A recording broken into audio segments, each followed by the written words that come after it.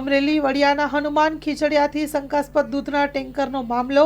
દૂધના ટેન્કરને રોકવામાં આવતા યુવરાજસિંહની ગાડી ઉપર હુમલો કરાયો છે।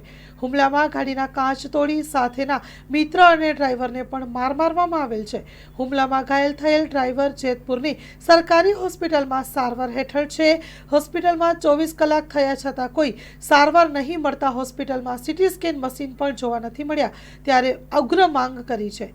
Story report by Rakesh Pithadiya, Jetpur.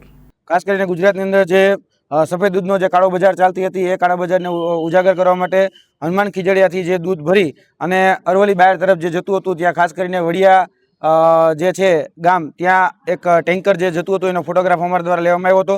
ત્યારે અમારી ઉપર હુમલાનો પ્રયાસ કરવામાં આવ્યો હતો અને અમારી ઉપર જીવલેણ હુમલો કરવામાં આવ્યો હતો।